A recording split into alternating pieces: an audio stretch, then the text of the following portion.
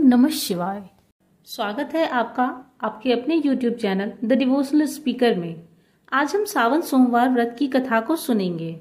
ऐसा माना जाता है कि कोई भी व्रत या पूजा उसकी कथा और महात्म्य के पढ़ने या सुनने के बिना पूर्ण नहीं होता। आप सब जानते हैं कि सावन मास को साल का सबसे पवित्र महीना माना जाता है। यह पूरा माह भगवान शिव को समर्पित होता है और उसमें सबसे विशिष्ट होते हैं इस माह के सोमवार, यानी सावन के सोमवार व्रत। इस वर्ष सावन सोमवार का 5वां व्रत 7 अगस्त को रखा जाएगा। ऐसा माना जाता है कि अगर जीवन में कोई समस्या आ रही है या आर्थिक स्थिति खराब हो गई है या करियर में सफलता नहीं मिल पा रही है, तो सावन सोमवार के व्रत करके और व्रत कथा पढ़कर या सुनकर जीवन के सभी कष्टों को दूर किया जा सकता है।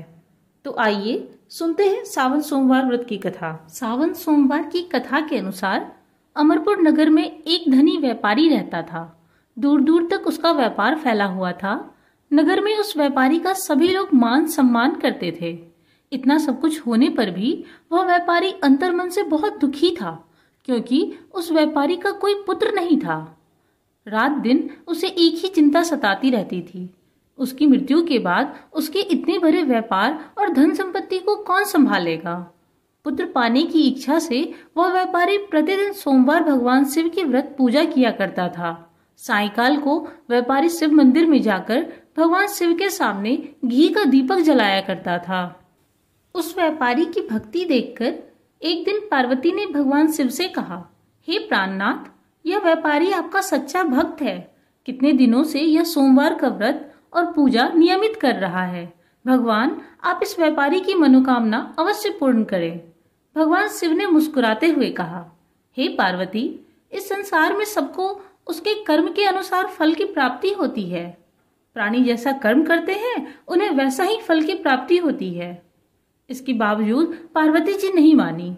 उन्होंने आग्रह करते हुए कहा, नहीं प्राणनाथ, आपको इस व्यापारी की इच्छा पूरी करनी ही पड़ेगी। यह आपका अनन्य भक्त है। प्रति सोमवार आपका विधिवत व्रत रखता है और पूजा अर्चना के बाद आपको भोग लगाकर एक समय भोजन ग्रहण करता है। आपको इसे पुत्र प्राप्ति का वरदान देना ही होगा। पार्वती का इतना आग्रह देखकर भगवान शिव ने कहा, तुम्हारे आग्रह पर मैं इस व्यापारी को पुत्र प्राप्ति का वरदान देता हूँ, लेकिन इसका पुत्र 16 वर्ष से अधिक जीवित नहीं रहेगा। उसी रात भगवान शिव ने स्वप्न में उस व्यापारी को दर्शन देकर उसे पुत्र प्राप्ति का वरदान दिया और उसके पुत्र के 16 वर्ष तक जीवित रहने की बात भी बताई।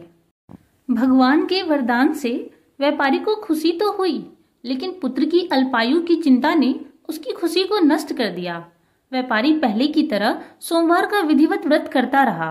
कुछ महीने पश्चात उसके घर में अति सुंदर पुत्र उत्पन्न हुआ। पुत्र जन्म से व्यापारी के घर में खुशियां भर गई। बहुत धूमधाम से पुत्र जन्म का समारोह मनाया गया। व्यापारी को पुत्र जन्म की अधिक खुशी नहीं हुई, क्योंकि उसे पुत्र की अल्पायु के रहस्य का पता था। यह रहस्य घर में किसी को मालूम नहीं था। विद्वान ब्राह्मणों ने उस पुत्र का नाम अमर रखा। जब अमर 12 वर्ष का हुआ तो शिक्षा के लिए उसे काशी भेजने का निश्चय हुआ। व्यापारी ने अमर के मामा दीपचंद को बुलाया और कहा कि अमर को शिक्षा प्राप्त करने के लिए काशी ले जाओ। अमर अपने मामा के साथ शिक्षा प्राप्त करने के लिए चल दिया। रास्ते में जहां भी अमर और दीपचंद रात्रि विश्राम के लिए ठहरते, वहीं यज्ञ करते और ब्राह्मणों को भोजन कराते थे। लंबी यात्रा के बाद अमर और दीपचंद एक नगर में पहुंचे। उस नगर के राजा की कन्या का विवाह था और इस खुशी में उस पूरे नगर को सजाया गया था। निश्चित समय पर बारात आ गई, लेकिन वर का पिता अपने बेटे के एक आंख से काने होने के कारण बहुत चिंतित था। उसे इस बात का भय सता रहा था कि राजा को इस बात का पता चलने पर कहीं राजा विवाह से इनकार न कर दे। इससे उसकी बहुत बदनामी होगी। वर के पिता ने अमर को देखा तो उसके मस्तिष्क में एक विचार आया। उसने सोचा, क्यों न इस लड़के को दूल्हा बनाकर राजकुमारी से विवाह करा दूं। विवाह के बाद इसको धन देकर विदा कर दूंगा और राजकुमारी को मैं अपने नगर ले जाऊंगा। वर के पिता ने इसी संबंध में अमर और दीपचंद से बात की। दीपचंद ने धन मिलने के लालच में वर के पिता की बात स्वीकार कर ली। अमर को दूल्हे के वस्त्र पहनाकर राजकुमारी चंद्रिका से विवाह करा दिया गया। राजा ने बहुत सा धन देकर राजकुमारी को विदा किया। अमर जब लौट रहा था तो सच नहीं छिपा सका और उसने राजकुमारी की चुनरी पर लिख दिया, राजकुमारी चंद्रिका, तुम्हारा विवाह तो मेरे साथ हुआ था, पर मैं काशी जा रहा हूँ शिक्षा प्राप्त करने। अब तुम्हें जिस युवक की पत्नी बनना पड़ेगा वह कान्हा है। जब राजकुमारी ने अपनी चुनरी पर लिखा हुआ पढ़ा तो उसने काने लड़के के साथ जाने से इनकार कर दिया। राजा ने सब बातें जानकर राजकुमारी को महल में रख लिया। उधर अमर अपने मामा दीपचंद के साथ काशी पहुंच गया। अमर ने गुरुकुल में पढ़ना शुरू किया। जब अमर की आयु 16 वर्ष पूरी हुई तो उसने एक यज्ञ किया। यज्ञ की समाप्ति पर ब्राह्मणों को भोजन कराया और खूब अन्न वस्त्र आदि दान में दिए। रात को अमर अपने शयन कक्ष में सो गया। शिव के वरदान के अनुसार शयन अवस्था में ही अमर के प्राण पखेरु हो गए। सूर्योदय पर मामा अमर को मृत देखकर रोने पिटने लगा।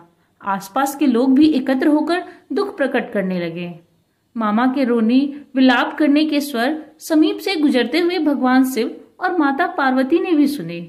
पार्वती जी ने भगवान से कहा, प्राणनाथ, मुझे इसके रोने के स्वर सहन नहीं हो रहे हैं। आप इस व्यक्ति के कष्ट अवश्य दूर करें। भगवान शिव ने पार्वती जी के साथ अदृश्य रूप में समीप जाकर अमर को देखा तो पार्वती जी से बोले, पार्वती, यह तो उसी व्यापारी का पुत्र है। मैंने इसे 16 वर्ष की आयु का वरदान दिया था। इसकी आयु तो पूरी हो गई। पार्वती जी ने फिर भगवान शिव से निवेदन किया, हे प्राणनाथ, आप इस लड़के को जीवित करें, नहीं तो इसके माता पिता पुत्र की मृत्यु के कारण रो रो कर अपने प्राणों का त्याग कर देंगे। इस लड़के का पिता तो आपका परम भक्त है, वर्षों से सोमवार का व्रत करते हुए आपको भोग लगा रहा है। पार्वती के आग्रह करने पर भगवान शिव ने उस लड़के को जीवित होने का वरदान दिया और कुछ ही पल में वह जीवित होकर उठ बैठा। शिक्षा समाप्त करके अमर मामा के साथ अपने नगर की ओर चल दिया। दोनों चलते हुए उसी नगर में पहुंचे जहां अमर का विवाह हुआ था। उस नगर में भी अमर ने यज्ञ का आयोजन किया। समीप से गुजरते हुए नगर के राजा ने इस यज्ञ का आयोजन देखा। राजा ने अमर को तुरंत पहचान लिया। यज्ञ समाप्त होने पर राजा अमर और उसके मामा को महल में ले गए और कुछ दिन उन्हें महल में रखकर बहुत सा धन वस्त्र देकर राजकुमारी के साथ विदा कर दिया। रास्ते में सुरक्षा के लिए राजा ने बहुत से सैनिकों को भी साथ भेजा। दीपचंद ने नगर में पहुंचते ही एक दूत को घर भेजकर अपने आगमन की सूचना भेजी। अपने बेटे अमर के जीवित वापस लौटने की सूचना से व्यापारी बहुत प्रसन्न हुआ। व्यापारी और उसकी पत्नी ने स्वयं को एक कमरे में बंद कर रखा था। भूखे प्यासे रहकर व्यापारी और उसकी पत्नी बेटे की प्रतीक्षा कर रहे थे। उन्होंने प्रतिज्ञा कर रखी थी कि यदि उन्हें अपने बेटे की मृत्यु का समाचार मिला तो दोनों अपने प्राण त्याग देंगे। व्यापारी अपनी पत्नी और मित्रों के साथ नगर के द्वार पर पहुंचा। अपने बेटे के विवाह का समाचार सुनकर पुत्रवधू राजकुमारी चंद्रिका को देखकर उसकी खुशी का ठिकाना न रहा। उसी रात भगवान शिव ने व्यापारी के स्वप्न में आकर कहा, हे श्रेष्ठी, मैंने तेरे सोमवार के व्रत करने और व्रत कथा सुनने से प्रसन्न होकर तेरे पुत्र को लंबी आयु प्रदान की है। व्यापारी बहुत प्रसन्न हुआ। सोमवार का व्रत करने से व्यापारी के घर में खुशियां लौट आई। इसके बाद व्यापारी का पुत्र और पुत्रवधू दोनों ही सोमवार का व्रत करने लगे। शास्त्रों में लिखा है कि जो स्त्री या पुरुष सोमवार का विधिवत व्रत करते और व्रत कथा सुनते हैं, उनकी सभी इच्छाएं पूरी होती है। बोलिए भोलेनाथ की जय।